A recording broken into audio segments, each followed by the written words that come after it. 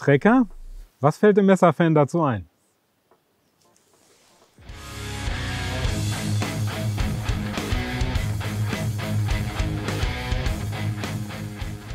Drei ikonische Formen großer amerikanischer Outdoor-Messer gibt es, die mit den Namen einzelner Männer verbunden sind. Das erste ist aus der Gründerzeit das Bowie, das man mit Jim Bowie verbindet. Nicht, weil der Designer war, sondern weil der Legende nach sein Bruder ihm ein Bowie-Messer geschenkt haben soll für Duelle, nachdem in einem Duell ihn sein Revolver hat hängen lassen. Die zweite Form, Muster gerade leider nicht vorhanden, ist das Nessmuk, das auf George Washington Sears zurückgeht, am Ende des 19. Jahrhunderts. Eigentlich einer der ersten Outdoor-Schriftsteller und Outdoor-Journalisten der Geschichte, kann man sagen. Und was uns heute interessiert, wir kommen zum Tracker bzw. zum Wilderness Survival Knife. Und wir werfen einen kurzen Blick in die Geschichte. Es ist eine der drei ikonischen, archetypischen Formen inzwischen. Und damit wird es höchste Zeit, dass wir mal unsere Tracker-Familie von Dave Wenger vorstellen. Das jüngste klassische, ikonische, archetypische Messer in dieser Reihe wird mit dem Namen Tom Huey Brown Jr., kurz Tom Brown, verbunden, einem amerikanischen Survival-Spezialist und Fährtenleser. Der wurde am Ende der 1970er Jahre mal in einem Interview gefragt, das perfekte Wildnismesser, wie sieht das aus? Und er hat die bescheidene Antwort gegeben, das existiert nicht, weil ich es noch nicht entworfen habe. Damit war er natürlich unter Zugzwang und hat zusammen mit dem Messermacher Ed Lomby das Tracker bzw. am Anfang das Wilderness Survival Knife entworfen. Das Tracker ist ein ausgewachsenes Haumesser und das Charakteristische, an dem man es erkennen kann, ist die Stufe in der Schneide und die zwei Schliffphasen. Ende der 1990er Jahre hat die Firma Tops aus den Rocky Mountains in den USA ein Messer mit dem Segen und der Lizenzierung von Tom Brown rausgebracht. Seitdem ist das Messer mit dem Namen Tracker verbunden und nicht mehr wie zuvor mit dem Namen WSK Wilderness Survival Knife. Richtige Popularität hat das Messer dann 2003 bekommen, als der Film Die Stunde des Jägers mit Benicio del Toro und Tommy Lee Jones in den Hauptrollen rauskam. Regie William Friedkin. Das ist im Prinzip eine Rambo-Geschichte für die frühen 2000er Jahre, ist eben nicht mehr in Vietnam gewesen, sondern im Kosovo. Der Film wurde trotz des starken Regisseurs und der starken Regie ziemlich verrissen. Aber das Messer spielt da drin eine sehr zentrale Rolle, ähnlich wie in Rambo 1, das First Blood von James Lyle. Und er gilt außerdem unter den Fachleuten als zusammen mit Exposure oder dem anderen Titel A Grand Art von 1991 aus Brasilien als einer der Filme mit den realistischsten Messerkampfszenen. Damit wird es höchste Zeit, dass wir uns mal mit unserer inzwischen doch recht gewachsenen Tracker-Familie vom Designer Dave Wenger auseinandersetzen. Unsere Tracker-Familie ist wie gesagt vom amerikanischen Designer Dave Wenger, der von seinem Großvater an das Messermachen herangeführt wurde. Der Großvater war in der US Navy im Zweiten Weltkrieg in Japan stationiert und hat dort in der freien Zeit Messer gemacht. Und als Dave Wenger eins davon in die Finger bekommen hat, war er dann wirklich infiziert. Wir schauen uns jetzt unsere Familie chronologisch an, in der Reihenfolge, wie wir sie an den Markt gebracht haben, und schauen uns außerdem nochmal den Tracker von Tops an und wollen natürlich auch wissen, was die Dinger so können. Wir beginnen mit dem Tracker Mini, eine etwas kleinere Größe, weil der Tracker ja, wie ich gesagt habe, wirklich ein ausgewachsenes Survival-Haumesser ist, ein Camp Knife. Und wir haben diesen Tracker Mini an den Markt gebracht und er ist wirklich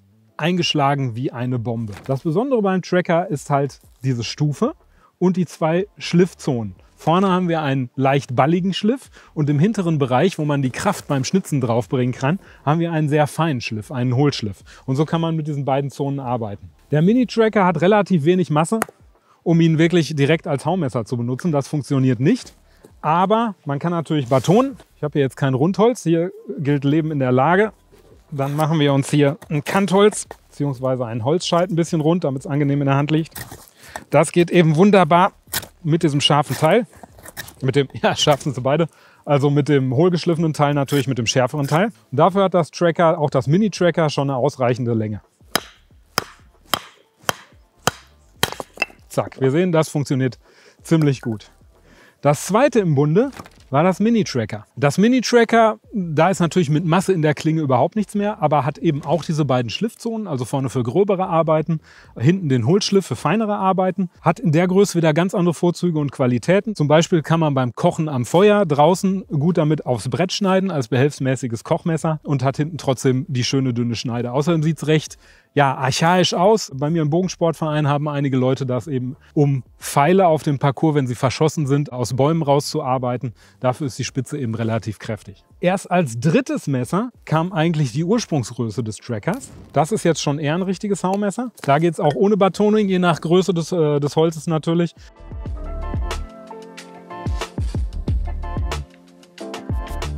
Bei sehr großen Teilen kann natürlich Batonen auch sinnvoll sein. Und wozu sich außerdem Tom Brown diese Nase gedacht hat, das hatte zwei Gründe. Erstens wollte er in der Lage sein, mit dem Messer draußen auch Bögen und Pfeilschäfte zu bauen. Und in dieser kleinen Nase, sagte er, kann man eben sehr gut die Pfeilschäfte glätten, schabend. Und das Zweite ist, dass man hier sehr gut Locken mitmachen kann, als Zunder für das Feuerholz. Passt da bitte nur auf eure Finger. Nehmt lieber ein längeres Stück, weil ihr arbeitet immer auf euch zu, auf den Körper zu. Und das fühlt sich ja auch gerade richtig oben mit der Kante schon richtig unangenehm an.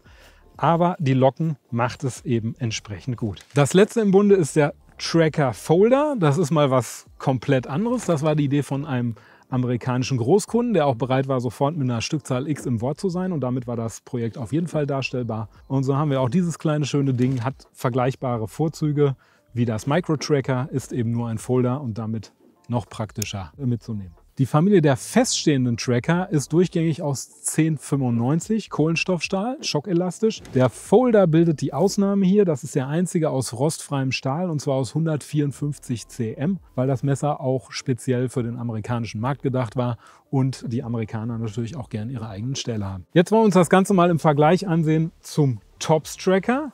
Was man zu Tops immer sagen kann, die haben lange Zeit ausschließlich den 1095 verarbeitet.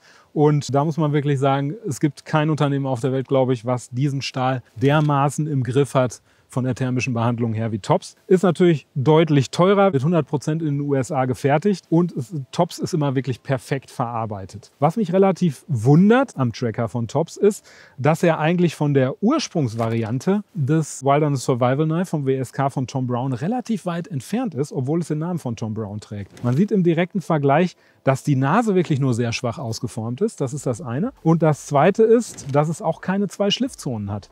Es ist vorne wie hinten ein Flachschliff und keine unterschiedlichen Winkel. Was hier bei der Tracker-Familie von Dave Wenger von Böker Plus wirklich sehr ausgeprägt ist. So, auch das Messer wollen wir uns natürlich kurz ansehen im Test.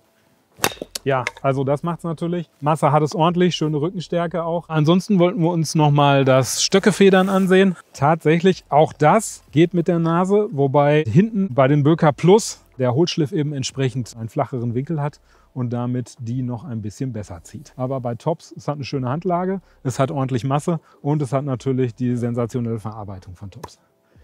Das sind die Vorzüge so im Vergleich.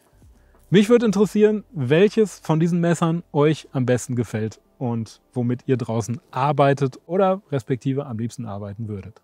So, das war es im Groben zum Trecker. Geht mal wieder vom Bau, geht raus, bleibt neugierig und habt eine gute Zeit. Bis zum nächsten Mal.